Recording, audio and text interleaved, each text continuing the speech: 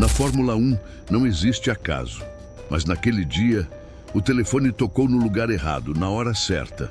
O som abafado do rádio da Ferrari se infiltrava entre as vozes e motores dentro da garagem da Sauber. Gabriel Bortoleto, ainda com o macacão da F2, mal tinha retirado o capacete quando foi chamado por um dos engenheiros. Ninguém sabia ao certo o que estava acontecendo, mas a expressão no rosto do brasileiro entregava tudo. Alguma coisa grande estava prestes a mudar. Dentro de uma estrutura em que tudo é controlado ao milímetro, aquela ligação era uma anomalia. Uma mensagem disfarçada, uma jogada de xadrez em plena luz do paddock. Antes de aprofundarmos, se inscreva no canal e diga nos comentários de onde você está nos assistindo. Bortoleto nasceu em São Paulo, em uma família comum, onde os sonhos corriam mais rápido que o dinheiro. Começou no kart como muitos meninos brasileiros, mas teve que improvisar. Corridas com peças recicladas, pneus usados, motores emprestados. Cada vitória vinha com cheiro de óleo velho e sabor de sacrifício. E foi exatamente essa fome que o levou à Europa, à Fórmula 3, ao título em 2023. Mas nem o campeonato mais disputado das categorias de base prepararia Gabriel para o que viria depois. Aquele momento na garagem da Sauber, no GP de Interlagos, com os engenheiros sussurrando e celulares tocando, era o início de uma trama silenciosa entre gigantes da Fórmula 1. Como revelou a imprensa italiana, um contato da Ferrari foi feito ali mesmo, ao vivo, gerando desconforto imediato entre os suíços da Sauber. E isso tudo aconteceu enquanto o jovem ainda testava com a McLaren Academy. Em entrevistas recentes, Gabriel falou sobre como as conversas com a equipe britânica tinham se intensificado após o título na F3, mas que outras portas começaram a se abrir. Ele não disse nomes, não precisava. O mundo dos bastidores já sabia. Sauber e Ferrari estavam em conflito de interesses e Bortoleto era o pivô. Como um garoto de 19 anos chegou tão longe, tão rápido, o que ele tem que fez duas equipes de ponta considerarem seu nome quase ao mesmo tempo. E mais importante, o que estava em jogo ali, naquela garagem. A trajetória de Gabriel Bortoleto começou como a de tantos outros garotos no Brasil, mas o que o separou do resto foi a precisão cirúrgica com que venceu cada etapa da sua escalada. Em 2023, conquistou o título da Fórmula 3 com uma dominância que lembrava os grandes da história, sem carros superiores, sem favorecimento técnico. Foi frieza, cabeça e constância. Esse desempenho chamou a atenção da McLaren, que não perdeu tempo. Incorporou Bortoleto à sua academia de jovens talentos.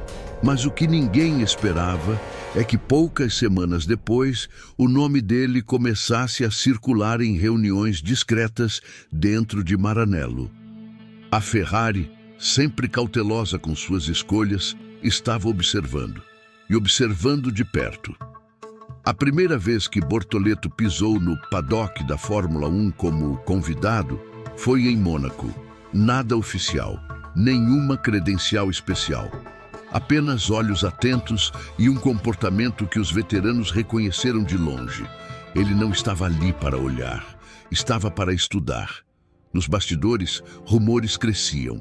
A Sauber ainda não havia definido seus pilotos para 2026, e com botas sob pressão e a equipe se preparando para a transição para a Audi, nomes jovens começaram a ser cogitados. Entre eles, o de Gabriel. A equipe precisava de um nome fresco, com mercado e talento. E então, discretamente, começaram os testes internos, os convites para almoços, as ligações fora de hora. Mas a Ferrari não ia deixar barato. Segundo a Motorsport, a equipe italiana já havia feito contato com o entorno de Bortoleto antes mesmo do GP do Brasil. E não era apenas curiosidade. Fred Vasseur, chefe da Ferrari, havia comentado em entrevista à Autosport que o talento sul-americano estava subestimado. e que o mundo se surpreenderia nos próximos anos com o que viria do Brasil e da Argentina. Ninguém ligou as peças. Mas depois da ligação feita durante o evento da Sauber, confirmada por fontes que pediram anonimato, ficou claro que não era só um elogio genérico. Era um aviso. Algo estava se movendo. E a pergunta que ficou no ar entre os jornalistas presentes em Interlagos era a mesma que queimava nos corredores. Por que, afinal, a Ferrari ligaria para um piloto brasileiro, dentro da garagem de outra equipe? Durante dias, jornalistas e engenheiros especularam se aquela ligação da Ferrari tinha sido um erro técnico, um contato qualquer, ou se havia algo por trás.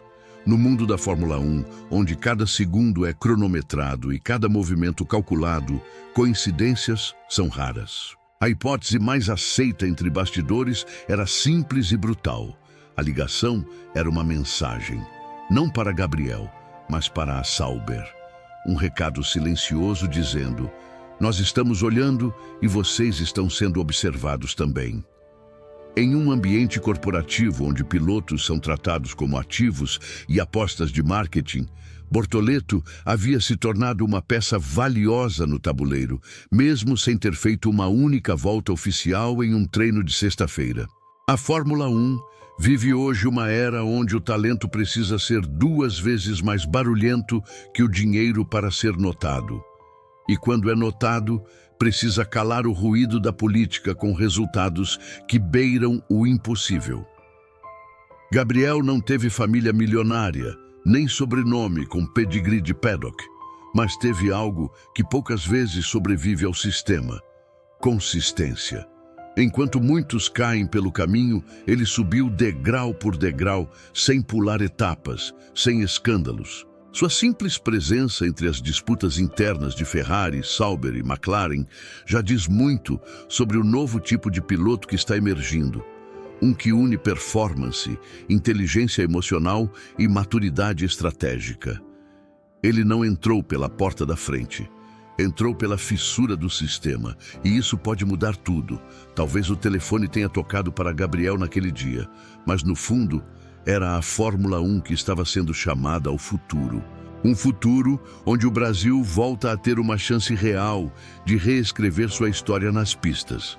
Um futuro onde a meritocracia, por mais sufocada que esteja, ainda encontra brechas para respirar. E um futuro onde jovens como Bortoleto não precisam mais apenas sonhar, eles podem ser o próprio despertar. Se você assistiu até aqui, obrigado de verdade. Esse vídeo foi feito para inspirar, provocar e lembrar que mesmo quando ninguém está olhando, o seu trabalho ainda pode estar sendo visto pelas pessoas certas. Se quiser conferir os links ou referências citadas, estão no comentário fixado. Se esse conteúdo tocou você de alguma forma, inscreva-se no canal, ative o sininho e compartilhe com quem precisa sentir que o impossível ainda pode acontecer.